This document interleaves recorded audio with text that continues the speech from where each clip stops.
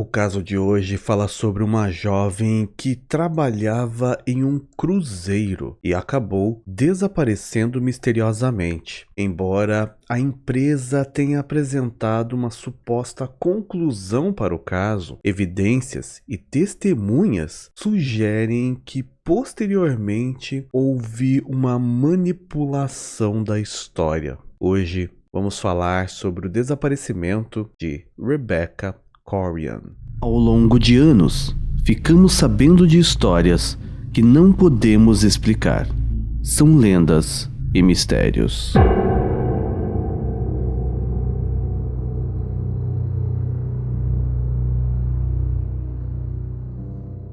Esse roteiro é baseado em artigos e vídeos sobre o mesmo assunto. Desde já pedimos o seu like e que você deixe um comentário. Pode ser se já conhece essa história, algum detalhe que eu não falar, ou sugerindo um novo tema misterioso para trazermos ao canal. Assim, o YouTube vai perceber essa interação e te mostrar os próximos vídeos quando eles forem postados. Verifique também a possibilidade de se tornar membro do canal e no nível perito, o seu nome aparece no vídeo durante algum momento. Rebecca Corrigan nasceu em 11 de março de 1987, filha de Mike e Anna Maria Corrigan. A Rebecca tinha uma irmã biológica e mais 2 irmãos adotivos. Ela nasceu e cresceu na cidade de Chester, na Inglaterra, e sempre foi descrita como sendo muito extrovertida, simpática, alegre, brincalhona, que amava os animais, crianças e que gostava de passar o seu tempo vago ao ar livre, praticando algum tipo de esporte. Ela frequentou a Chester Catholic High School e quando ainda era adolescente, ela se juntou voluntariamente aos cadetes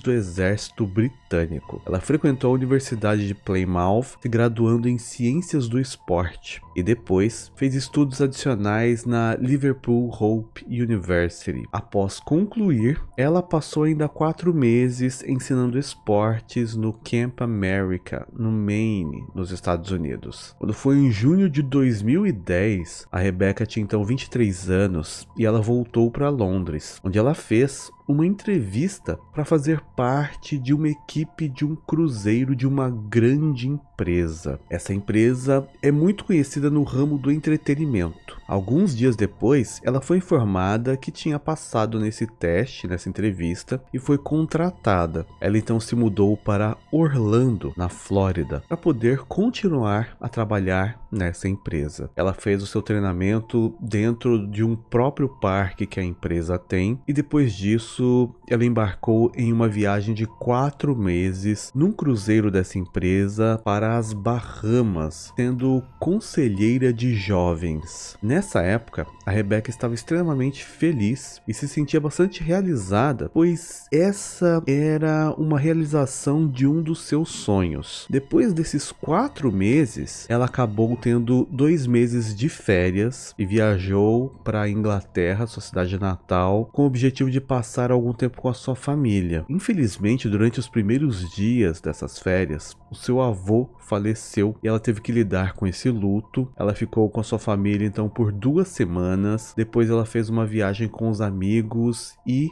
posteriormente voltou para o seu posto no cruzeiro. Esse cruzeiro que a Rebecca iria fazer parte agora era um segundo navio que se juntou à frota dessa empresa, entrando em serviço em 1999. O interior dele é decorado em estilo Art Nouveau. Ele tem 11 convéses públicos e poderia acomodar até 2.400 passageiros em 875 cabines. Ele tem 294 metros de comprimento e pesa mais de 80 mil toneladas. Conta com uma tripulação de aproximadamente 950 pessoas. E embora a empresa responsável seja americana, o navio foi registrado no porto de Nassau, nas Bahamas, na comunidade do Caribe. Esse navio tem diversas atrações para crianças e adultos e é considerado um pedaço do paraíso praiano em alto mar. Ele tem uma variedade de itinerários que inclui paradas no Alasca, Riviera Mexicana, Havaí e também passagem pelo Canal do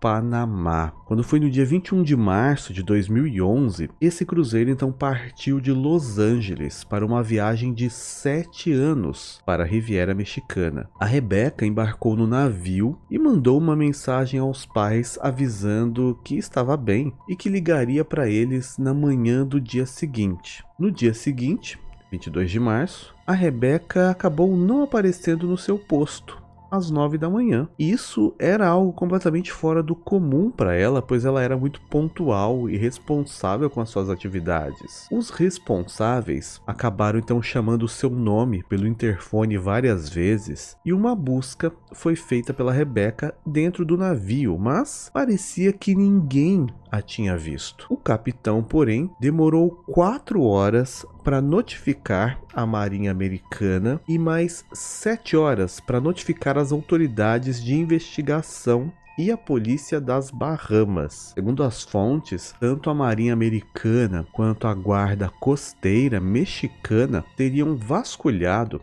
as águas na área onde o cruzeiro tinha passado nas últimas horas, que era uma região mais provável que a Rebecca poderia estar caso ela tivesse caído do navio entre Puerto Vallarta e Cabo San Lucas. Mas nada foi encontrado. Depois de 12 horas que constatou-se que a Rebecca havia desaparecido do navio, os pais dela foram acionados e informados sobre essa situação. Eles imediatamente pegaram um avião de Londres para Los Angeles, onde se encontrariam com um oficial que havia sido designado para esse caso. A Rebecca, ela era inglesa. A empresa onde ela trabalhava era americana, mas o navio estava registrado nas Bahamas, então a jurisdição do caso era mexicana. Embora fosse algo alarmante o desaparecimento de uma funcionária, somente um único investigador foi designado para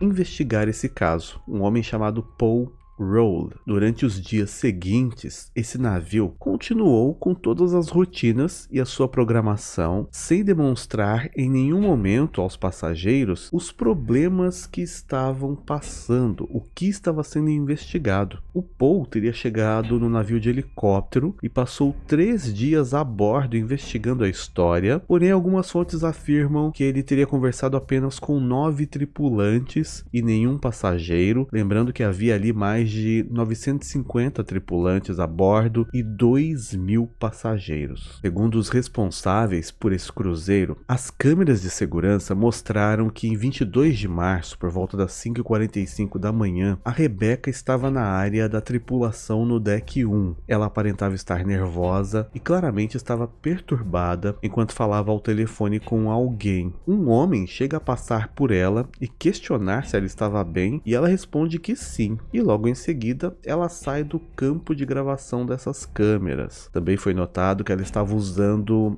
uma roupa que era larga e claramente não pertencia a ela e que possivelmente seria de um homem. No final do primeiro dia de investigação, o investigador teria concluído que nenhum crime tinha ocorrido e que não havia irregularidades no seu desaparecimento. Durante esses 3 dias, os pais da Rebecca ficaram em um hotel e só quando o navio atracou no porto de Los Angeles é que a empresa enviou um carro para buscá-los. Eles tiveram que esperar todos os passageiros desembarcarem do navio e foram então conduzidos a entrarem pela parte dos fundos para se encontrarem com o capitão do navio. Ali também haviam alguns tripulantes e alguns executivos da empresa. Segundo os pais da Rebecca, ninguém dentro da sala parecia estar interessado em realmente descobrir o que tinha acontecido com a Rebecca. Eles mostraram algumas imagens da Rebecca, as mesmas que ela parece estar perturbada,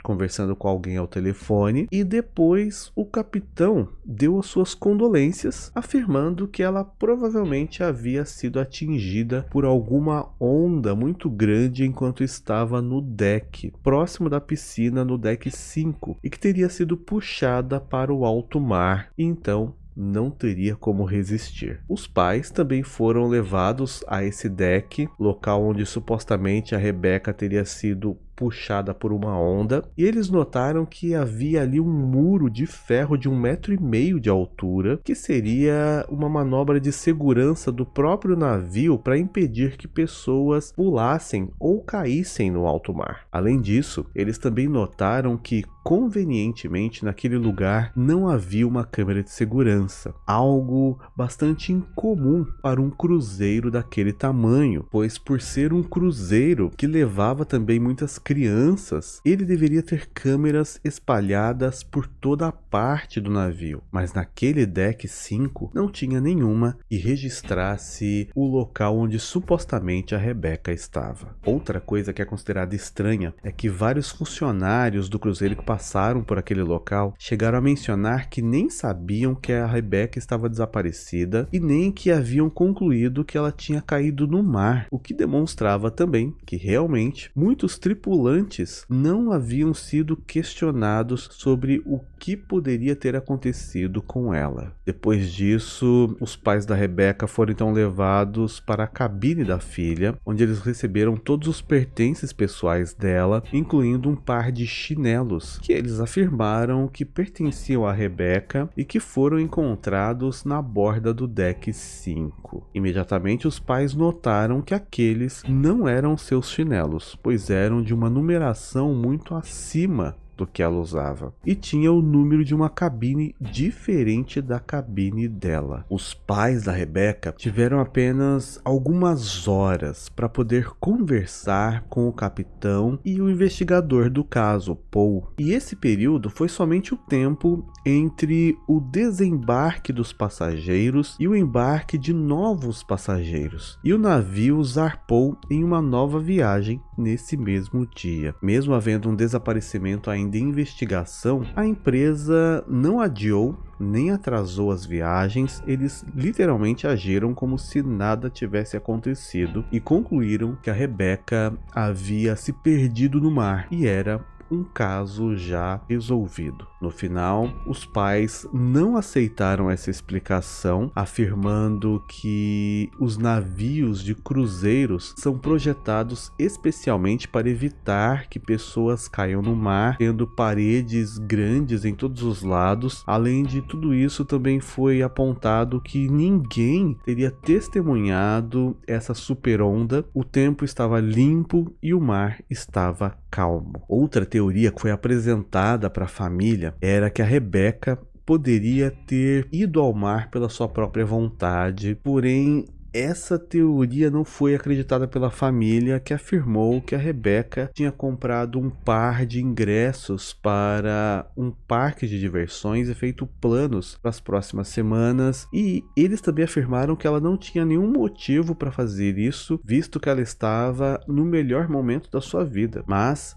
as imagens das câmeras de segurança mostravam que ela estava claramente chateada e perturbada com algo, então para muitos, essa teoria acabou sendo aceita, de que ela mesma foi em direção ao mar. O caso então foi concluído quase que imediatamente, e a explicação então inicial era de que não havia nenhum crime, então não houve o que se investigar a mais nesse caso. Os pais da Rebecca fizeram vários apelos públicos e manifestações em redes sociais na tentativa de expor essa história para que as pessoas ficassem sabendo e quem sabe assim pressionassem a polícia para ter uma nova iniciativa de uma nova investigação, mas isso nunca aconteceu. Algumas semanas depois do desaparecimento, a família acabou recebendo um e-mail de alerta do banco, informando que houve uma movimentação na conta bancária da Rebecca através do uso do cartão de crédito dela. Essa informação trouxe a esperança de que talvez ela pudesse estar viva em algum lugar, mas nenhuma fonte cita se chegou a ser feito um rastreio e nenhum esse cartão foi usado. E ao que tudo indica, já que o caso não estava mais ativo, a polícia também não se envolveu. Para aumentar ainda mais a esperança, em setembro do mesmo ano, 6 meses depois do desaparecimento, a senha de acesso do Facebook da Rebecca foi alterada. A família, até aquele momento, tinha acesso ao login e à senha original, mas de repente alguém havia simplesmente mudado e eles perderam o acesso ao perfil dela. Nessa teoria, os pais acreditavam que haviam duas possibilidades. Ou a Rebecca tinha fugido de alguma forma, estava bem, vivendo uma vida segura em algum lugar, ou ela teria sido vítima de tráfico por pessoas envolvidas dentro do cruzeiro que a levaram contra sua vontade e encenaram uma suposta queda no mar. Quando foi em outubro de 2011, John Ronson, um jornalista do The Guardian, recebeu uma autorização da família para fazer uma investigação disfarçada. Ele embarcou no mesmo navio como um passageiro comum para fazer o mesmo caminho que a Rebecca teria feito e discretamente começou a fazer algumas perguntas para a tripulação e alguns deles deram depoimentos se mantendo de forma anônima. Essas pessoas afirmaram que a empresa e a polícia das Bahamas sabiam exatamente o que tinha acontecido com a Rebecca e disseram também que foram orientados na época a não falarem nada sobre essa história se fossem questionados sobre o desaparecimento da Rebecca. Esse homem também investigou os decks e concluiu que a área mais provável para que algo, como disseram que aconteceu com a Rebecca, acontecesse a ponto de alguém ser levado para dentro do mar era o deck 4 e não o 5, como estavam alegando. Segundo ele, o deck 4 tem uma grade muito mais baixa que permite que coisas assim aconteçam, mas mesmo assim essa área é repleta de câmeras de segurança e se a Rebecca tivesse caído daquele local, eles com certeza teriam imagens. Ele então teorizou que, segundo a linha de investigação, a Rebecca teria ido fazer uma corrida depois de ter ficado nervosa com a ligação, acabou escorregando no deck 4 e então caído no mar. Ele disse que também analisou o deck 5 e concluiu que o muro de contenção de aço era muito grande para alguém ser puxado ou alguém se jogasse daquele lugar. Um dos depoimentos mais marcantes que ele registrou teria sido de um funcionário que afirmou que a empresa dona do cruzeiro sabia exatamente tudo o que tinha acontecido, que todo o acidente tinha sido filmado e que as fitas originais foram guardadas. Ele afirmou que inclusive nessa gravação era possível ouvir o conteúdo do telefonema que a Rebecca tinha recebido naquele dia, mas segundo ele, tudo tinha sido encoberto para evitar problemas com a empresa e os turistas que estavam no cruzeiro. Durante a investigação, descobriu-se que a ligação que ela tinha atendido era da namorada da Rebecca, mas não conseguiu-se informações claras de quem seria essa pessoa. Um ano depois do desaparecimento, o pai da Rebecca recebeu um e-mail de uma mulher que afirmou que tinha 85% de certeza de que tinha visto a Rebecca com um homem de cabelos escuros em Veneza, na Itália. Esse e-mail reforçou ainda mais a teoria de que talvez a Rebecca tivesse sido levada por alguém. Na época, chegou a ser feita uma investigação também na Itália, mas a Rebecca não foi encontrada. Durante os meses em que a Rebecca trabalhou nesse cruzeiro, ela chegou a fazer amizade com uma mulher que foi identificada nas fontes como Melissa. Ela se tornou uma espécie de melhor amiga da Rebecca e elas contavam todos os seus segredos uma para outra, inclusive coisas que nem os seus pais sabiam, como por exemplo, sobre ela ter um relacionamento homoafetivo. Ela contou que o relacionamento das duas era muito intenso, tanto em nível ruim quanto em um nível bom. Essa mulher, a Melissa, também disse que a Rebecca adorava ficar no deck 5 e que várias vezes ela escalava aquele muro de aço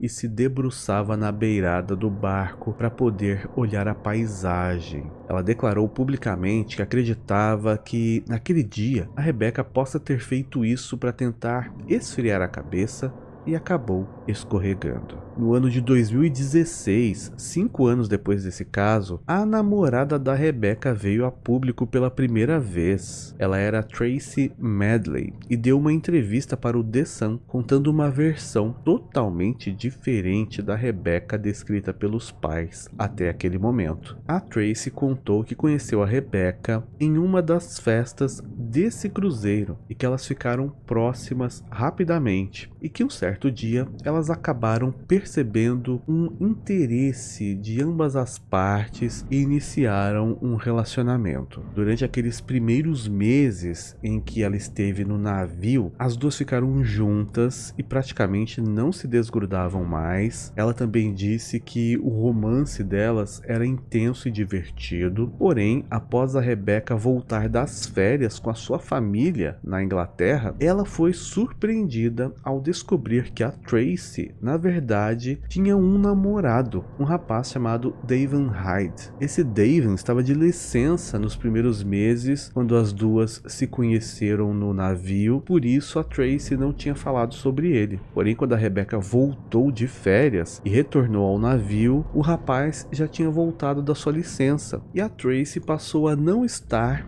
exclusivamente com a Rebecca. Ela teria aceitado manter o relacionamento a 3 para não perder a Tracy, já que ela era muito apaixonada por ela. Entretanto, ela era muito ciumenta quando o David estava junto. Nessa mesma entrevista, a Tracy afirmou que a Rebecca era usuária de substâncias ilícitas e já fazia uso disso há pelo menos 1 ano. E ela disse que só se manifestou agora porque estava cansada de ler matérias da família da Rebecca a tratando como uma pessoa alegre, divertida e sorridente, enquanto na verdade a Rebecca era uma pessoa bastante confusa, com problemas com os pais e que supostamente tinham vergonha de ela ser homossexual, e isso a fazia se sentir deslocada. Ela contou que em uma das noites que antecederam esse desaparecimento, as duas teriam discutido sobre algo e a Rebecca teria consumido muita bebida alcoólica. Quando a Tracy e o David tentaram levá-la para sua cabine, ela começou então a chorar e começou a se auto-atacar, batendo na sua própria cabeça, e foram necessárias 4 pessoas para controlá-la. Mais tarde, nessa mesma noite, ela acordou a Tracy e disse que era um fracasso por não ter conseguido ter feito algo contra si. A Tracy disse que na noite anterior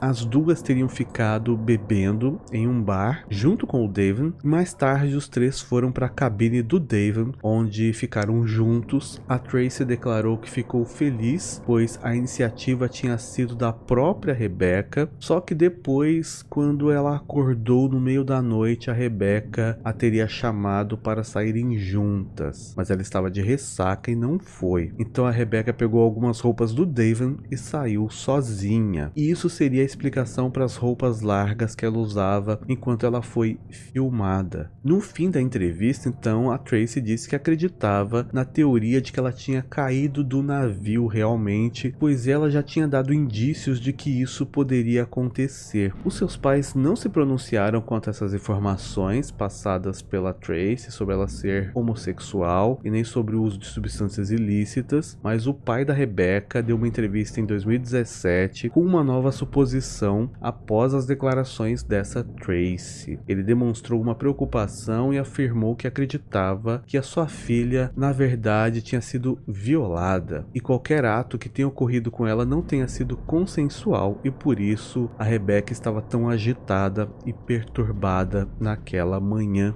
quando ela foi filmada. Mais tarde, o chefe de segurança do navio, Mark Rotherham, veio a público também e disse que a Rebecca tinha o procurado e confessado que o David estava a pressionando para ter relações com ele e com a Tracy, para que eles continuassem um relacionamento a 3. Também foi descoberto que a pessoa com quem a Rebecca estava no telefone naquela manhã era Tracy O'Brien, uma amiga que também trabalhava no cruzeiro. Nessa ligação, a Rebecca teria confessado que a Tracy e o David estavam lhe pedindo para manter esse relacionamento a três, mas que ela não queria. E a amiga aconselhou que a Rebecca voltasse para a cama e dormisse. E depois de pensar sobre o assunto, elas conversariam mais. Não fica claro por que essa amiga não contou isso logo no início das investigações, mas supõe-se que tenha sido pelas ameaças e orientações que foram feitas para que nenhum tripulante falasse sobre o assunto. Para reforçar a teoria de que o ato com a Tracy e o David não foi consensual, amigos da Rebecca que moravam na Inglaterra e que viajaram com ela durante as férias se manifestaram dizendo que depois que ela voltou dos 4 primeiros meses nesse cruzeiro, ela tinha demonstrado uma preocupação para vários amigos que ela suspeitava que tinha sido violada nesse período dentro do cruzeiro, mas ela não deixou claro se tinha certeza ou se ela estava desorientada quando isso aconteceu. No ano de 2014, a família da Rebecca acabou entrando com um processo contra a empresa do cruzeiro, alegando falha no dever de cuidar e manter a Rebecca segura. Eles também disseram que houve uma falta de responsabilidade ao demorarem várias horas para notificar a guarda costeira e os policiais. Em 2015, eles fizeram um acordo extrajudicial e receberam uma quantia que não foi revelada em troca da família não discutir o caso publicamente mais uma vez. Infelizmente, por falta de uma investigação real, o caso da Rebecca nunca foi esclarecido, mesmo que oficialmente a história tenha sido dada como concluída. A família alegou que nunca recebeu um relatório com as descobertas da história ou a conclusão de uma investigação oficial. A teoria mais acreditada, então, nesse caso é que a Rebecca tenha sido violada, possivelmente mais de uma vez, e que isso a tenha deixado psicologicamente abalada, e isso levanta a possibilidade dela ter feito algo contra si, ou que pessoas envolvidas nessa violação tenham feito algo contra ela para se livrar dela, e a empresa responsável pelo cruzeiro tenha acobertado tudo para evitar uma exposição e admitir que um lugar que seria um paraíso perfeito tenha sido na verdade palco para um crime dessa magnitude. Ninguém sabe dizer ao certo o que aconteceu com a Rebecca naquela noite, mas a empresa dona do cruzeiro continua a afirmar que uma onda a levou enquanto ela estava no deck 5. Obrigado por assistir até aqui. Por enquanto é só e até mais.